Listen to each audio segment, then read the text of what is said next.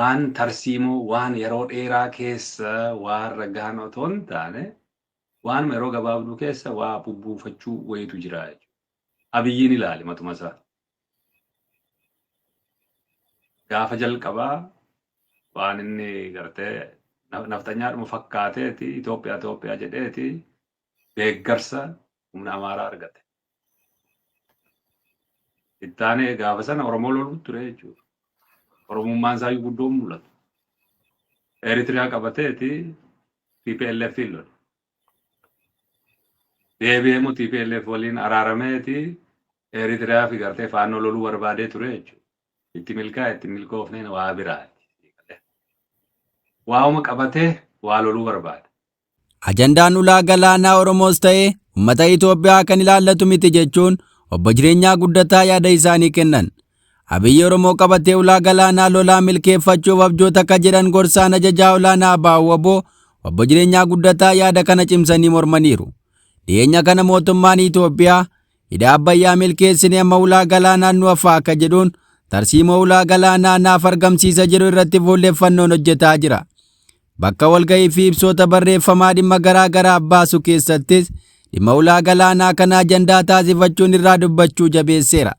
Eertiraan ammoo haalli mootummaa Itoophiyaa itti jiru na yaaddesse ka jettuun Itoophiyaan na weeraruuf qophiitti jirti jechuun himata dhiyeessuu jabeessiteetti.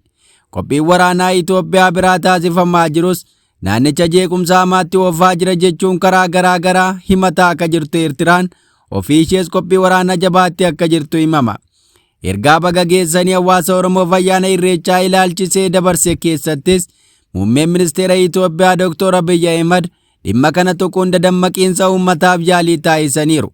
Haala kana irra dhaabbachuun ajandaa mootummaan adeemsisaa jiruuf haala yeroo irratti turtii miidiyaa waboon itti gargaaramu warraata biyyoolessa Oromiyaa irratti kaleessa gaaffiif deebii taasisaniin gorsaan ajajaa olaanaa Baawwaboo mootummaan uummata Oromoo sossobee waraanatti oofuu yaalaa akka jiru himan. Bulchiinsi mootummaa amma amala tokkotti dhiyaatee tokkommoo rukutuu qaba ka jedhan obbo Jireenyaan biyyattii keessatti yeroo ammaa humnoota Amaaraa waliinis hariiroo gaarii waan hin qabneef Oromoodhumatti dhimma isaa kana himachuu murteessee jedhan. Adeemsi mootummaan itti jiru kan uummata fayyadamuuf akeekkate utuu hin taane siyaasa yeroof itti gargaaramudha jedhan. Wayita humnoota faannoo ijaareetti naannolee Itoophiyaa hundatti yoo barbaanne Somaaleetti feen Oromiyaa keessatti faannoo bobbaasuu dandeenya dhaadannoon jedhamu har'a dhibdee gidduu isaanii jiruun badeera jechuun obbo Jireenyaa yaada isaanii kennu.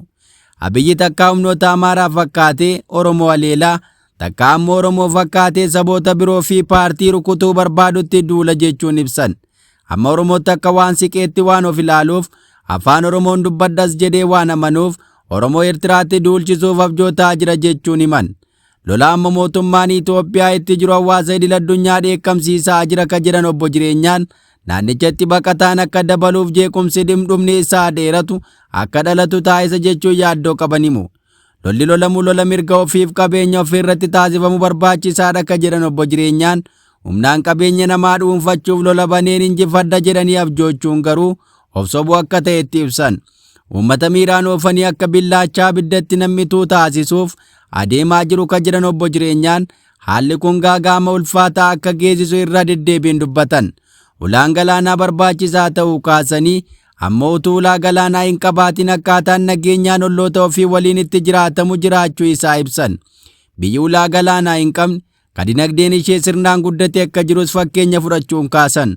Haala ammaa kanaan biyya keessaas jeequmsa utuu hin qabbaneessin jeequmsa biraa dhalchuun deemuun dinagdee uummataaf lubbuu lammiilee gaaga'uun ala bu'aa argamsiisuu akka hin qabne dubbatan. Itoophiyaan ulaa galaanaa tolaanis lolaanis nan argadha jechuun sochiitti jirti. Inumaa baay'ina uummata ishee fi waraana abdachuun Eertiraa bifa weeraraan jilbeenfachiiftee ulaa galaanaa milkeeffachuuf carraaqaa waan jirtu fakkaata. Eertiraan ammoo qabeenya kiyya fedha koon ala eenyumtuu tokko hin danda'u ejjennoo jedhuun loltoota ishee dadammaqsuu fi qophii waraanaa taasisuu jabeessiteetti.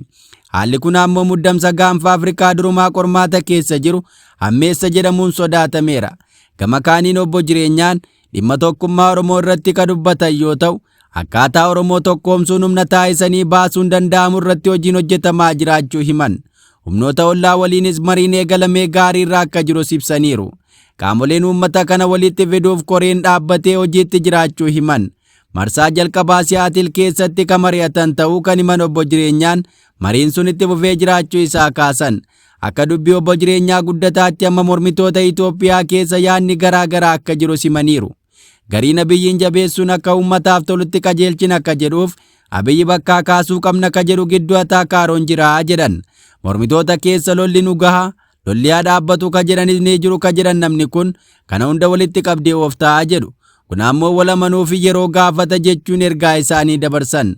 Haasaa obbo Jireenyaa guddataa irraa mariin Siyaatil adeemsa gaarii irraa akka jiruuf furmaataaf abdachiisaa akka ta'etti hubatama. Isaan akkana haa jedhan malee hayyoonni Oromoo kaana ammoo yaada kana cimsanii mormaniiru. Mariin Ameerikaa Siyaatil keessatti bara kana adeemsifame humnoota Amaaraa akka dabalatee ture. Akkuma kana humnoota bara 2018 keessa waraana bilisummaa Oromoo diiguun mootummaatti dabarsaa turan makachuun adeemsifamaa ture. Haalli kun hayyoota akka Piroofeesar Asfaw Bayyanaa biratti qeeqa olaanaa argateera.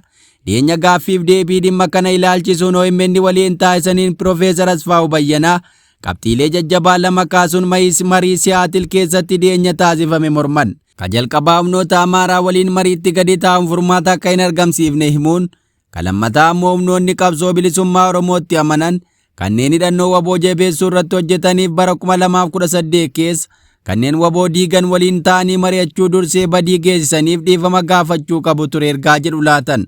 Hariiroo Oromoon humnoota Amaaraa waliin Ameerikaatti taasise irrattis yaada yeroo darbe kennan kanaan Piroofeesar Asfaw Bayyanaa yoo humna qabaatte diinni keessi kabajaa ka jedhan haala ammaa kanaan fagoo ga'uu hin dandeenyu ergaa jedhu laatan. Biyyattii keessatti abbaa humna qabutu waan fedhe ajajee raawwata ka jedhan Piroofeesar Asfaw waltajjiin Siyaatil keessatti adeemsifame Uumaa Oromoo bu'aa fiduu akka hin dandeenye cimsanii dubbataniiru. Gaaffii Abiraam Birruu walitti dhufeenyi illiitiin Oromoo humnoota Amaaraa waliin Siyaatil keessatti yeroo darbe taasise bu'aa akkamii fiduu danda'a jechuun gaafateef uumaa bu'aa fiduu akka hin dandeenye himu. Hayyuun kun waan Siyaatil keessatti ta'e yeroo darbe qabsoo suuraatii jedhan. Marichi bu'aa qabaa, uummata keenya fayyadaa jedhee abdii irraa hin qabu ka jedhan namni kun marichatti bishaan naqaniiru. Piroofeesar Asfaw Bayyanaa waltajjii Jawaar Mohaammed dabalatee qaamoleen Oromoo baatii darbe keessa humnoota Amaaraa waliin taasisan cimsanii qeequ. Akka sabaatti bu'aa kan hin finne ta'uu akeekan. Inumaa Oromoo ka fayyadu yoo humna isaan jabeessan waraana bilisummaa Oromoo humneessanii qixa sirrii ta'een sochoosan qofa ergaa jedhu dabarsan. Oromoon humnaan cabaa jira, humnaan of ittisuu qaba ergaa jedhu kennaniiru. Humna isaa saamaa jiru, ka lafa isaa irraa buqqaasaa jiruuf humna diina isaa ta'ee waliin haasa'ee bu'aa argatu akka hin qabne siman. Qabsoo Oromoo keessa siyaasa kara nagaa fi siyaasa qawwee deemaa jira ka jedhan Piroofeesar Asfaw humnoonni kunneen bakka wal dura dhaabbatanitti marii goone jechuun hiika hin qabu jedhan. Piroofeesar Asfaw Bayyanaa ifatti maqaa dha'anii marii sanaan ka dubbataniin Jawaar Mohaammadii fi Baqqalaa Garbaa humnoota Oromoo keessaa ba'anii warra qabsoo waraana bilisummaa Oromoo jala dhaabbatudha jedhan. Hayyuun kun akka dhuunfaatti namoota kana lamaan irraa amantoo waan hin qabneef mariin jara kana waliin adeemsifamu bu'aa akka hin qabne dubbataniiru. Kanaafis akka sababaatti badii bara 2018 geessan gaagaama waboo irraan ga'aniif qaamoleen kun gadi ba'anii dhiifama hin gaafanne jedhan. Bakka isaan dhiifama hin gaafannetti humni hidhannoo wabootti amanu maalirra dhaabbatee qaama akkanaa waliin marii gaggeessa ka jedhu gaaffiidha jedhan. Isaan akkanaa jedhan malee obbo Jireenyaa guddataa turtii kaleessaa irraata biyyoolessa Oromiyaa waliin adeemsisaniin humna Oromoo fi mormitoota Itoophiyaa keessaa tokkummeessuun walitti fiduuf hojiin hojjetamaa jiru abdii ka qabu ta'uu isaa himaniiru. Mariin Siyaatil keessatti adeemsifames haala gaarii fi milkii gaarii argamsiisuu danda'uun ammallee hojiitti jira jedhan. Kuta'ee yaadni Piroofeesar Asfaw Bayyanaa fi obbo Jireenyaa guddataa bakka itti wal simus qaba.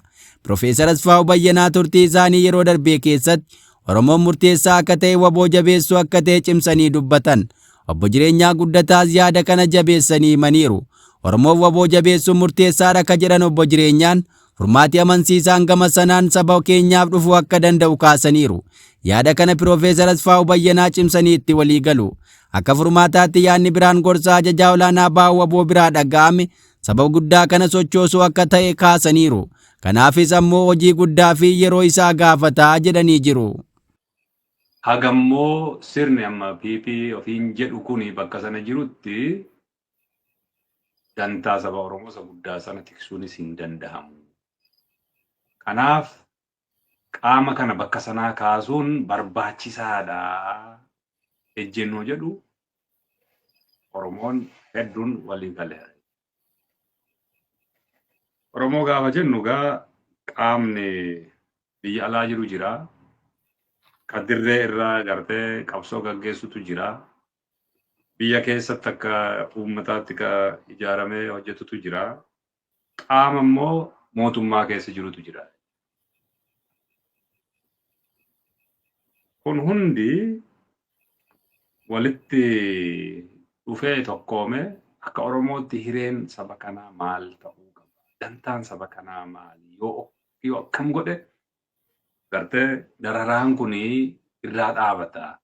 Nagaan dhufaa fi haqni dhufaa fi isa jedhu mari'achuunii fi gartee kallattii walitti agarsiisuun barbaachisaa murteessaa.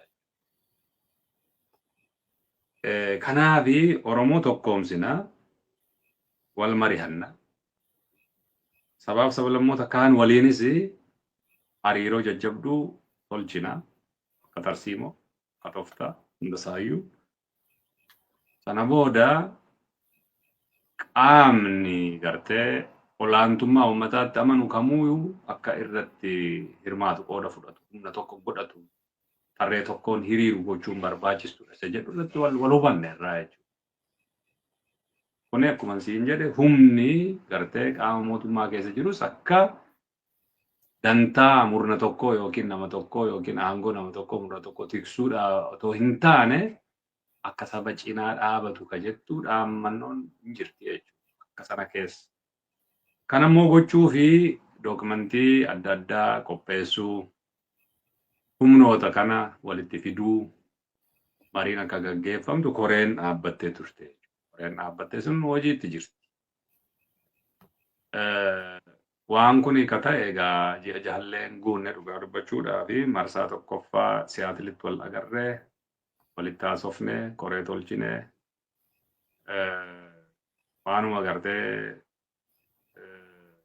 egaa itti fufiinsa isaa fakkaatu yeroo adda addaatti namu walitti dhufee inuma haasa inuma mari'ata. Ittuma fufeera beekta adeemsadha. Beeki namni bakka sanatti walitti dhufe waggaa tokko dura bakka akkasii hin jiru. Gariinsaa biyyuma kana gorfachuu qabnaa, sirreeffachuu qabnaa, qajeelfachuu qabnaa jedhuutu gariin immoo lakki falmannee nama kana bakka kaasna waan jedhu.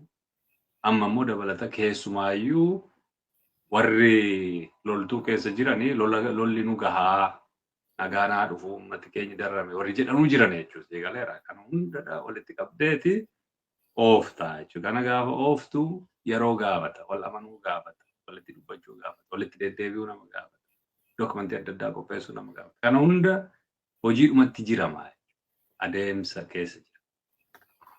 Qaama kana bakkaa kaasuuf ammoo inni guddaan humna waraana bilisummaa Oromoo jabeessuu murteessitu. Dirqamuu danda'utu jira tokko. Inni lammataa uummata guddeessa sochoosu nama gaafata. Yeroo si gaafata harka lafa jalaan uummata kee ijaarta ka biyya keessa jiru jechuudha. Ka biyya alaa jiru. Humna mootummaa keessa jiru gartee lolli gahaa lolatti bobbahuun suni nuufuu gaarii miti nu diigaa. Gaafa injifatame beekta loltuun gaafa injifatame garbadha ta'a beek.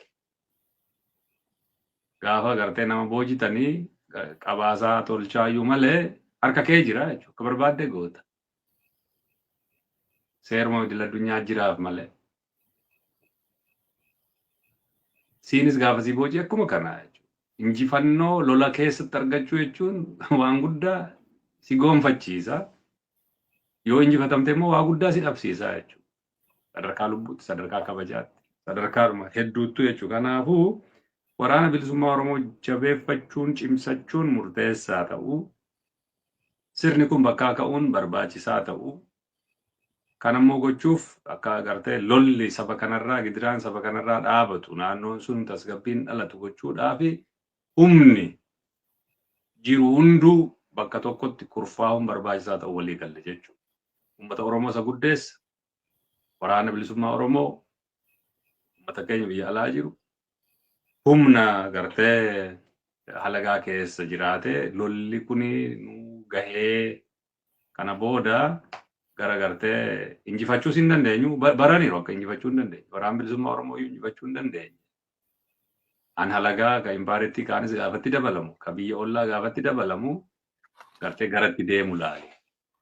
Kufaatiin sun immoo isaaniinuu garbummaa keessatti isaan buusa waan taateef namni kun kallattii hin malleerra oofaa jira. Kanaafuu sana dinnee gartee humnoota kaan waliin wal taane gara nagaatti dhabamuu gara gartee hanqachuutti mutual waan win-win solution yookiin immoo hundi keenyiyyuu waan dantaa irratti walii galu qabaachuu qabna sanaatti deemu sana turratti hojjetamuutu ture. Suni ammayyuu waanuma itti jiru waanuma adda hin cinne waan hojjetamuu qabu. Koreen immoo gaafa wal geessee jettu progressiisaa gartee walii himnu taati jechuudha. Inni kaani haala empaayeraa kun itti deemaa jirtu. Namni kun lola tokkorraa lola kaanitti nama ceesisaa, loluma keessa nama jiraachisaa. Inni bakkuma san akka turu gochuu Oromoon akkatti irratti hin hirmaanne jettee jirta. Oromoon maal gochuu qabaadha? Oromoon gartee dimokiraasii irraa waan sodaatu hin qabu waliin jechaa baane. Saba guddeessa. Sirna gartee tolfachuu qaba isa jedhus walumaa kaasaa turre. Sirni tolfamu sun immoo uummata gartee akka nam tokkottis akka sabaattis aangeessuu danda'u. Namuu gartee mirgan qabaa, sagaleen qabaa, yaadi koo keessa jira, biyyan qaba akka jechuudha danda'utti sirna tolchuu danda'utu jira. Kanaafoo sirna sana tolchuu kana mootummaa amma jirurraa abdannaan abdannu. Dideeti lola tokkorraa lola kaanitti nu ceesisu jira. Lola keessaa bahuu hin dandeenye dhuman qabne lubbuu namaa nyaatu qabeenya gartee sabaa nyaatu ka hiyyummaattiif gadadootti nama hambisu gara du'aatti nama oofu kallattii sanarra deemaa jira namni. Kanaaf namni sun ka'uu qabaa ejjennaa gartee yeroo darbe fudhanne sun bakkuma jirtu jiraachuu qabdi. Taanee Oromoon waraana isaa jabeeffachuudha qaba. Akkumaan gartee silasiin jedhe baay'ee wal xaxaa. Siyaasumti gartee gaanfa Afrikaa keessaa waan wal xaxaa isa godhu toftaadhaaf walitti dhufaa tarsiimoo caalaa dhimma toftaa irrattidha fuulleffataa. Amma hariiroonni yookiin hiriirri humnaa gartee dur Tigraayeen loluudhaa fi Faannoo fi Eritiriyaa fi PP'n wal ta'aniitidha Tigraayeen lolan. Kuni 2020 waggaa wagguma 5 jechuu gartee. Waggaa 2 booda gaafa gartee PP fi TPLF Pretoria deemanii walii galtee wayii mallatteessine jedhanii hiriirri kun jijjiirame. Hiriirri humnaa gartee Faannoo fi Eritiriyaan TPLFitti dhihaachuutu irra gartee filannoo isaanii ta'ee jechuudha. PP'n kophaa dhaabachuun hin jirti jechuudha.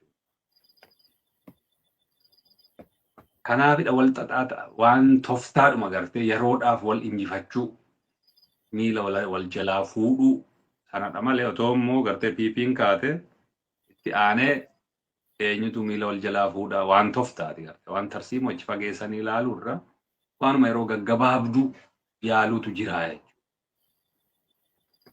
Kuni gartee fakkeenyaaf warri Eritiriyaa 1991 ABO'tiin TPLF waliin ta'anii chaartarra keessaa baasan. Gaafa TPLF waliin walitti bu'an immoo koottaa jedhanii ABO afeeran biraatti.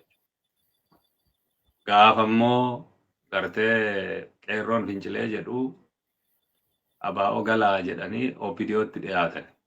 OPDO dhiyaatanii TPLF lolan. Amma immoo TPLF waliin wal ta'anii PP sana rukuchuu barbaadan. Laali. Waan tarsiimoo waan yeroo dheeraa keessa waan ragaan otoo hin taane Waan yeroo gabaabduu keessa waa bubbuufachuu wayitu jira jechuudha. Abiyyiin ilaali matuma isaa. Gaafa jalqabaa waan inni gartee naftanyaadhuma fakkaateeti Itoophiyaa jedheeti deeggarsa humna Amaaraa argate. Ittaanee gaafa sana Oromoo loluu ture jechuudha. Oromummaan isaa guddoon mul'atu. Eritiriyaa qabateeti TPLF lolu. Deebi'eemu TPLF waliin araarameeti Eritiriyaa fi gartee faannoo loluu barbaadee ture jechuudha. Itti milkaa'e itti milkoofneen waa biraati. Waa'uma qabatee waa loluu barbaada.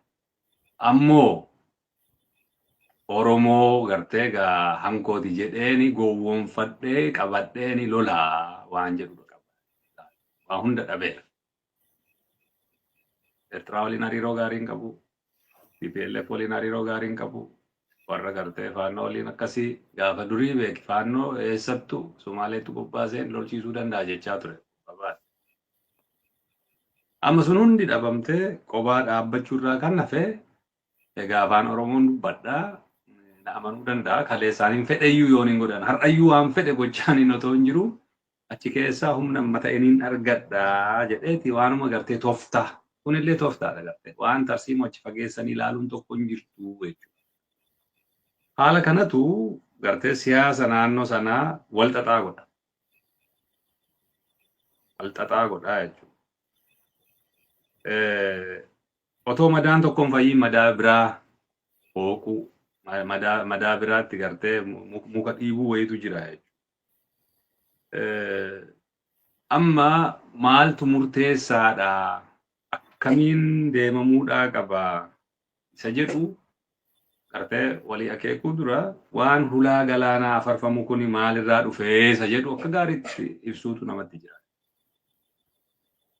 Naannoo galaana kanarra humnooti lama gidduu galeessa bahaarraa wal dorgomaa jiru. United Arab Emirates fi Saudi Arabia. Maaliif wal dorgomuu yoo jenne dinagdeen keenya of dura gaafa boba'aan lafa keenya keessaa dhume waan nuti irraa argachuudhaa dandeenyu daldala gartee qarqara galaanaa jiru kanarraatii jedhanii tamanu.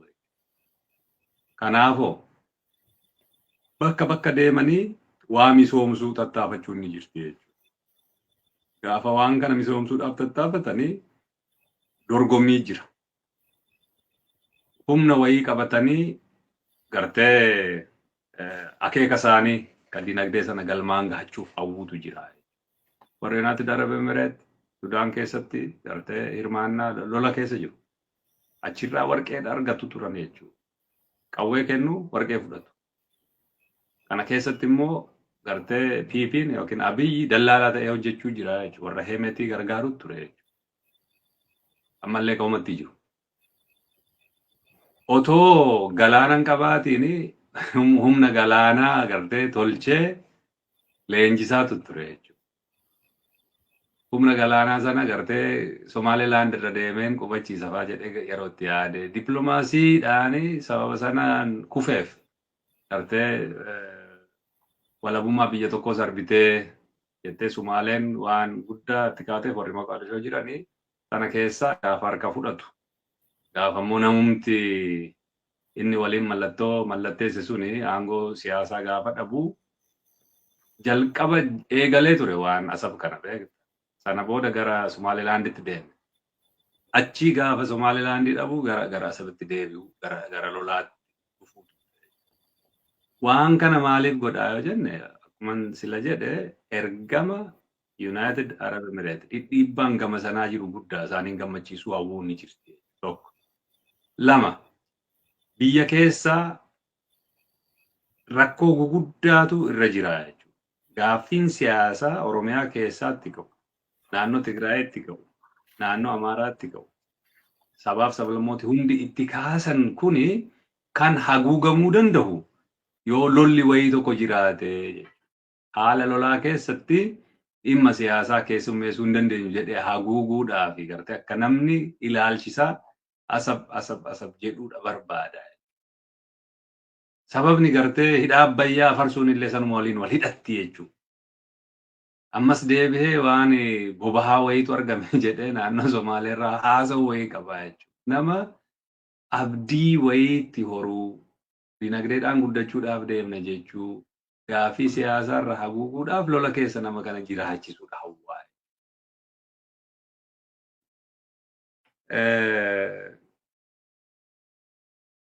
Gaafa kun ta'u akka hawwee sanatti haguugamee hafaa'oo gara lolaatti yoo seename hoo maaltu dhufa isa jedhu gamaaggamuun baay'ee barbaachisaadha jechuudha. Lolli yoo ka'e lola gaaga'aadha ta'a. Keessi harkatti harca'a. Akeekatti loltuuf hin jiru jechuudha. Nama tokko aangoorra tursuudhaaf waa gartee akka inni aangoo isaarraa hin kaane akka uummanni dhimma isaa hin murteeffanne qaama gartee hacuuccaatiin afaan qawweetiin uummata bulchuu barbaadutu uummatuma kana afaan qawweetiin dirqisiisee immoo lola biyya ollaatti bobbaasuudhaaf deemaa jechuudha. Sababa adda addaa dhahate ergama biyya biraa fudhatee jechuudha. Ajandaan kun ajandaa gartee Oromoos miti, ajandaa uummata Itoophiyaas miti. Ajandaan kun ajandaa Yuunaayitid Arab Emireet. Warri Eertiraa immoo waan isaan ilaallatu biyya keenyadha jedhaniiti waan isaaniif gartee gaafa biyya ta'an murtaa'ee fi daangaa isaanii keessa akka jiru jechuudha. Asabi bifa gartee hodhuu kenniitiin waan gartee fudhatamuudhaa danda'u malee lolaan yootti seente gartee tokkoffaa naannoo sanatti jeeqamsa hamaadha dhalcha. Lammaffaa hawaasni idil addunyaa inni sitti ka'a. Maaliifi dantaa isaaniidha miidha. Baqataa hedduu naannoo sanatti dhalcha. Sochii galaana diimaa irratti gartee daldalaa deemamuu baay'ee ni jeeqa. Kun jeequmsi inni dhalchuuf deemu gaaga'ama lubbuu namaa baasuuf deemuu fi gaafatamaan eenyu ta'uuf deema jechuudha. Qaamuma lolicha jalqabe sana biyya namaa weerare sanatti ta'u. Kana keessatti uummanni keenyi yoo ka hirmaatu taate akkuma gartee nama jaamaan isaan fuudhee boollatti deemaa jiru akka ta'etti hubatamuu danda'u. Lolli lolamu lola mirga kee lola gartee qabeenya kee irratti inni sun cubbuu hin qabu beekta. Inni qabeenya biyya namaa lafa biyya namaa hin qabadhaa jettee loltu addunyaanis siin hubatu waaqnis siin milkeessu. Hamtu jechuu beekta sun gaaga'ama guddaa qaba. Kun immoo ka gochaa jirtu haala tasgabbiin qabaanne keessa haala lola keessoo kee hin fixanne keessattidha kana gaggeessaa jirta jechuudha. Kana injifattaa. Injifatamuun hin danda'amu jechuudha. Gaaga'umsuma gartee dhalchuurraa kan hafe bu'aa guddaan inni fidu hin mul'atu jechuudha. Uummata irratti dhiibbaa akkamii qabaata? Uummanni gartee miiraan akka oofame ibidda gartee itti nam'u akkuma gartee billaacha ibidda buutee ta'utti deemuu jira. Uummanni keenyi miiraan oofamuu dhaabatee ilaalu. Seerri idil addunyaa maal jedha kana? Nuti immoo gartee akki biraan jiru lola malee.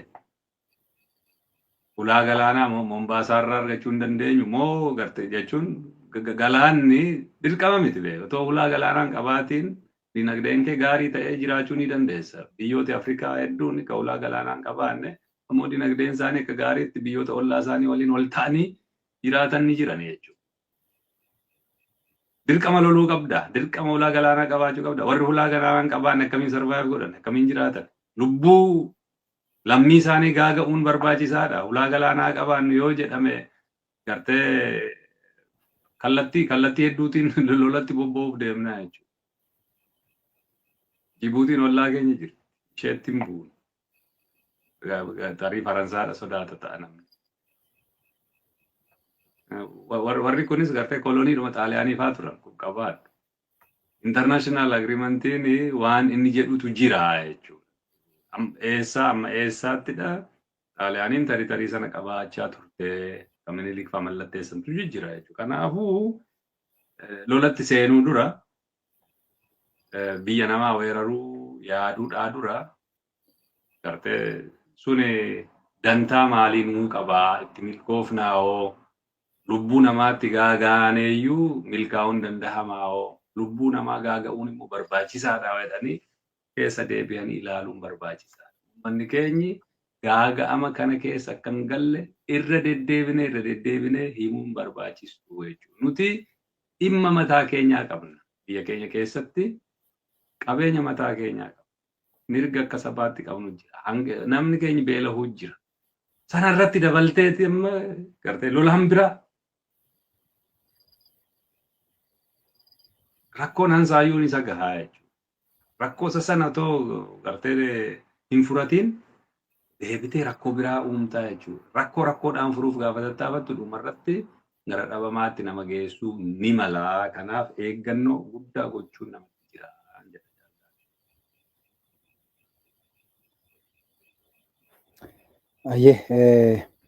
Yaada gama kanaan jiru gaa uummannis bal'inaan irraa hubata jennee yaada. Egaa haala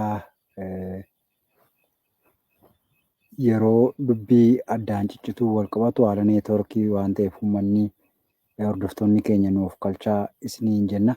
Egaa gaaffii keenya gara xumuraatiin waa lama walitti dheen sii kaasaa.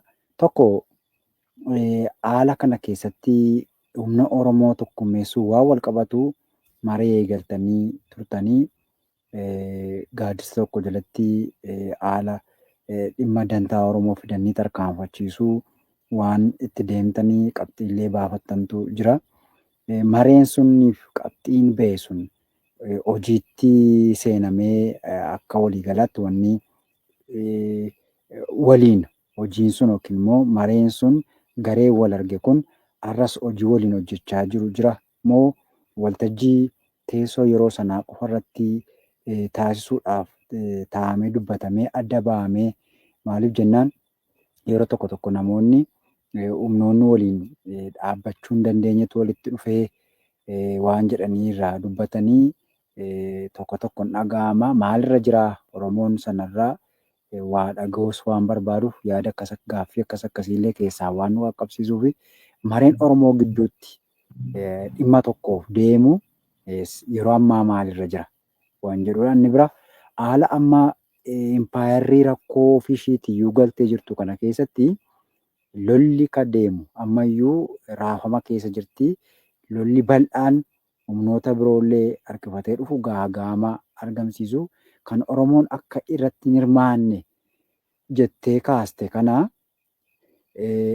Oromoon maal gochuu qaba? Haala kana keessatti dantaansaa eegamee bu'aa barbaachisu argatee akka ba'uuf gaaga'amni yaadame akka irra hin geenyeef haala ammaatti qabsoo Oromoo cina dhaabbatee gar tokkotti luucee akka deemuuf diina isaa ammarraa beekee akka socho'uuf akkamiin of qopheessuu qaba? Maal godhuu qaba? Keessaa haalatti ka jedhullee gaggabaabsi yaada kennuu qoodiitti ni goolabanna.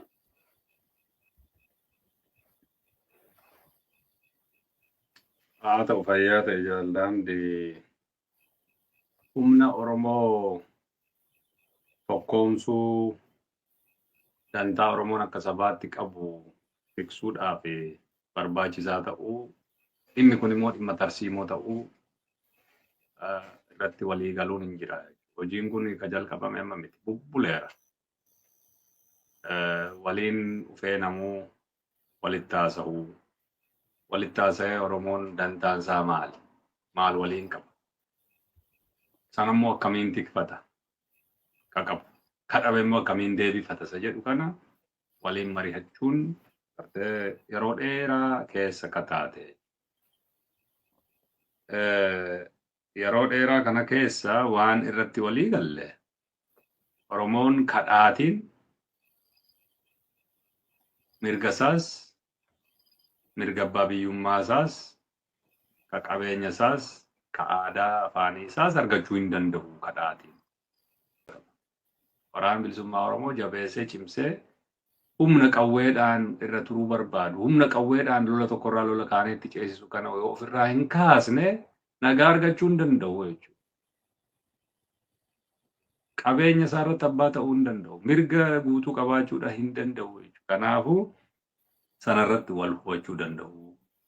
Sadarkaa sadaffaatti uummanni keenya biyya keessa jiru akkuma gartee dur gochaa ture akka gaariitti ijaaramee harka wal qabatee gartee sadarkaa Oromiyaa irraa kaasee gara godinaa fi zoonii fi onaa hunda keessattuu akka gaariitti caasaa tolfatee bifa dhoksaatiin humna isa hoogganu gartee abaaboo jaarmee abaaboo ka gartee dirreerraa hooggansa kennu kana waliin hiriire qajeelfama irraa eeggatee fudhatee waraana isaas jabeeffachaa jaarmee isaas jabeeffachaa